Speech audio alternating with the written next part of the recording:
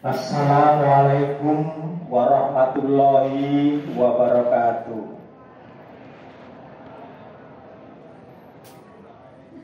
Salam sejahtera untuk kita semua. Ibu Kepala SMA Negeri 4 Surakarta yang saya hormati, Bapak Ibu guru dan karyawan SMA Negeri 4 Surakarta yang saya hormati, anak-anakku yang saya cintai dan yang saya banggakan.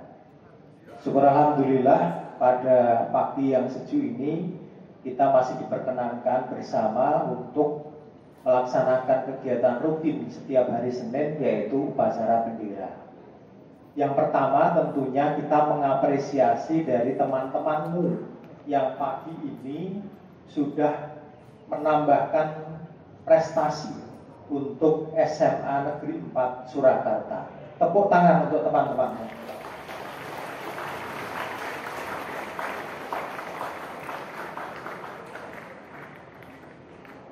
Teriring doa dan harapan, semoga yang lain juga menyusul berprestasi. Tidak hanya bisa bertepuk tangan untuk orang lain, tapi kita juga sekali-kali boyo itu tepuk tangan gitu ya. Anak-anakku, ada beberapa hal yang perlu saya sampaikan. Yang pertama, kelas 12 ya, kelas 12 baru saja sekolah sudah mengumumkan nama-nama yang eligible, yang berhak mendapatkan tiket untuk ke SNBP. Manfaatkan tiket itu dengan sebaik-baiknya. Ya, sekali lagi, manfaatkan tiket itu dengan sebaik-baiknya. Konsultasi dengan orang tua, dengan guru BK, dengan wali kelas, atau dengan siapapun yang bisa kamu anggap menjadi sebuah referensi. Yang kedua, untuk anak-anak yang tidak masuk di eligible, tidak perlu berkecil hati. Jalan menuju masa depan itu begitu banyak. Untuk masuk perguruan tinggi negeri masih banyak cara. Maka persiapkan dengan sebaik-baiknya SNBT. Setiap saya masuk kelas selalu saya menanyakan hari demi hari, berapa persen sih hari ini kesiapanmu untuk SNBT 2024. Tidak semakin mudah, tantangannya semakin berat. Tetapi saya yakin masih ada waktu, masih ada kesempatan untuk terus menguatkan diri dan berusaha. Maka untuk kelas 12, kamu menjadi harapan bagi sekolah untuk bagaimana meningkatkan secara kualitas maupun kuantitas anak-anak SMA 4 yang akan masuk di perguruan tinggi negeri. Karena ini juga akan menjadi indikator untuk tahun-tahun berikutnya. Oke. Saya masih ada suara gemuruh, yang mau bicara silakan di sini. Yo.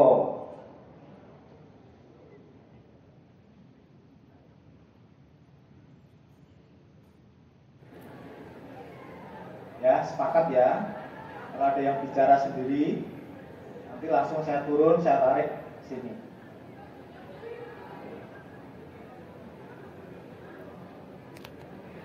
Juga berusaha menghargai orang lain. Dan yang orang lain sampaikan itu juga untuk masa depanmu. Nek saya ngomong bukan untuk saya. Aku harus sekolah menengok. Gitu. Saya nggak akan mengerjakan SNBT lagi. Ya kan?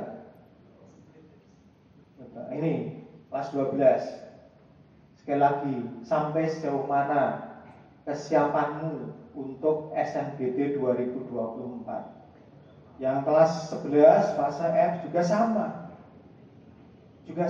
Karena memang itu outputnya di situ nanti. Orang mau sekedar lulus, emang sekedar lulus saat di sekolah-sekolah itu semuanya lulus juga. Tapi bukan itu. Pertanyaan dari masyarakat, berapa persen 2024 dari SMA 4 akan masuk perguruan tinggi negeri, kan gitu. Faktanya seperti itu.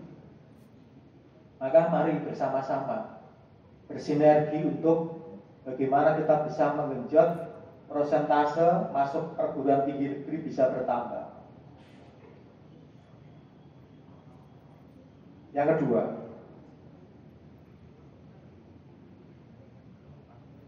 mengawali semua itu harus didasari dengan kesadaran untuk berdisiplin. Disiplin orang ngomong ketok, tapi dilaksanakan, didasari dari niat kita. Sampai hari ini, seminggu ini di semester genap, apa masih ada yang terlambat? Kecuali yang latihan pagi.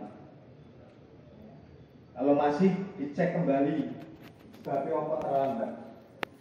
Diawali dari yang kecil. Masuk sekolah tidak terlambat. Mengikuti pelajaran tidak terlambat. Kalau ada bapak ibu guru yang mungkin ada kegiatan atau mungkin lupa, saya misalnya lupa masuk kelas, saya dikabari, diingatkan. Saya juga sama, ketika masuk kelas siswanya kok ini nggak ada, saya WA di grup, kamu di mana?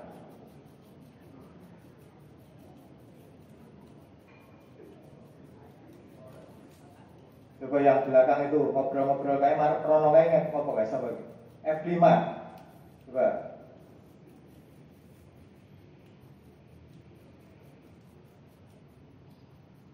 Coba wali kelasnya F5. Ditunggu ini yang paling buri iki.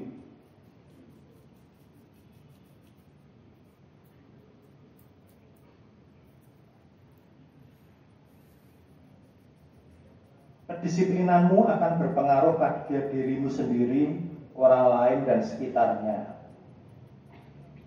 Contoh yang sederhana, sampah. Masih banyak kesadaran yang masih kurang untuk membuang sampah pada tempatnya. Di kelas-kelas, masih ada kelas-kelas yang kotor. Sampahnya dimasukkan laci atau di bawah meja. Dari hal yang kecil. Ya, itu juga bagian dari mengganggu orang lain, tidak nyaman. Nah, dalam rangka mewujudkan sekolah kita yang aman dan nyaman serta menyenangkan, harus bersama-sama. Di kesempatan ini saya akan sampaikan, saya ingatkan 3 hal terkait dengan tindak kekerasan. Sebetulnya ada 6. Ini bagian yang pertama, saya sampaikan 3. 6 itu apa?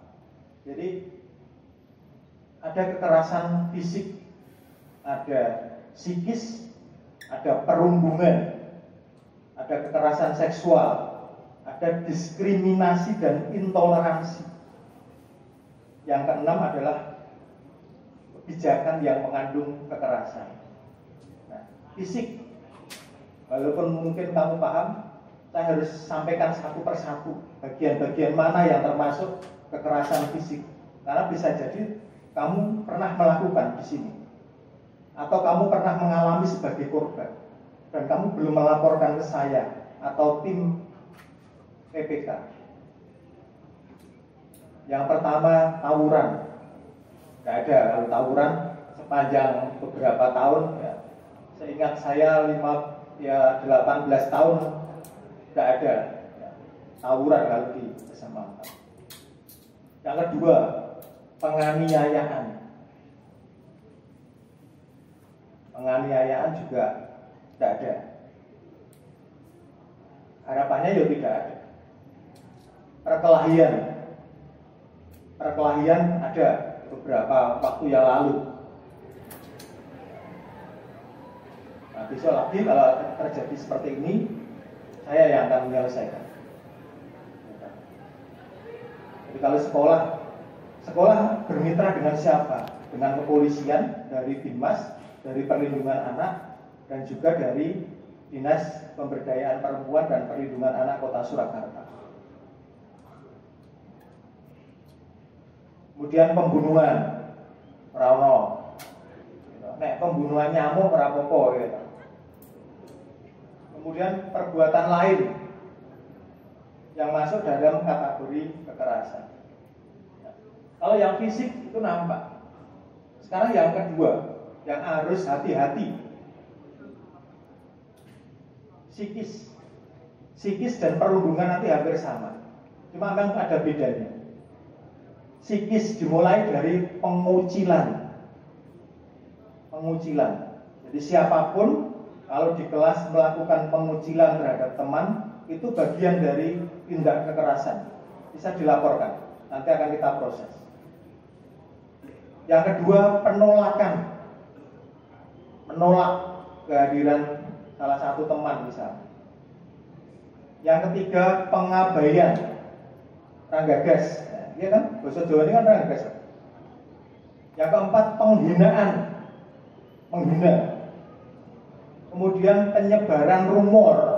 Nah, ini yang hati-hati, karena berkembangnya dengan media elektronik, media sosial, menyebar rumor. Kemudian panggilan yang mengejek, ini juga sering. Nyeluk koncone orang nganggo jenengi. Ya, ini hati-hati. Jadi ya panggil dengan nama saja, jangan panggilan yang mengejek. Yang ketujuh, intimidasi, menekan. Kowe nek ora ngei duit aku, fotomu iki tak sebar. Padahal fotonya sedang di kamar mandi misalnya, di toilet misalnya. Ya kan malu. Ya kan? Nah, kalau ada yang seperti itu, bagian dari intimidasi, segera dilaporkan. Yang kedelapan, teror. Meneror. Ya. Anggere wengi jam 12 bengi WA. Isine medeni, meneror. Kemudian hati-hati dengan memfoto video teman tanpa seizin, hati-hati. Ya, ini juga tahun yang lalu ada kasus seperti ini, dan itu bisa menyebabkan menjadi perbuatan yang tidak menyenangkan, masuknya pidana. Ya, nah.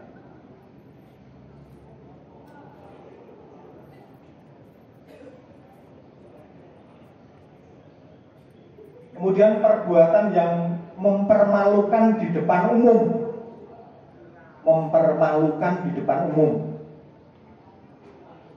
Banyak. Ini kan bisa verbal, bisa yang lain. Gitu. Contoh yang kelihatan, yang fisik misalnya, koncone lagi jagungan karo koncone, terus koburi katoknya diplotroke umpamanya. Nah itu kan yang kelihatan ya, mempermalukan kelihatan, itu jelas. Ya. Nanti laporkan kalau ada. Kemudian pemerasan, kemudian perbuatan lain yang sejenis. Semua yang 11 ini di dalam kekerasan psikis akan masuk ke perundungan ketika dilakukan berulang-ulang. Nah, jadi kalau sekali namanya kekerasan psikis, kalau berulang-ulang namanya perundungan. Oke, jadi itu 3 hal yang perlu saya ingatkan pada anak-anakku terkait dengan tindak kekerasan yang harus kita hindari. Kalau ada teman yang melakukan, yuk diingatkan bahwa itu salah.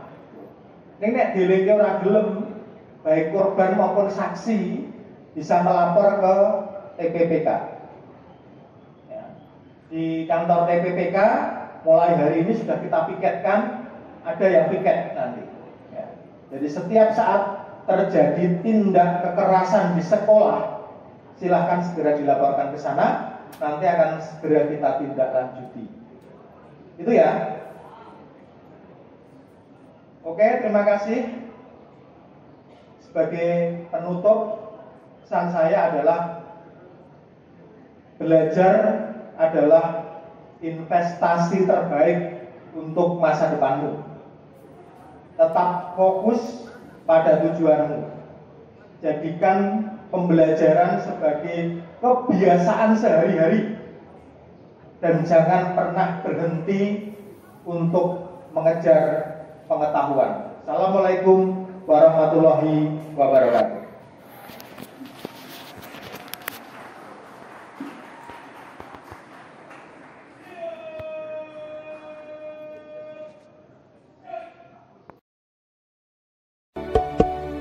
This is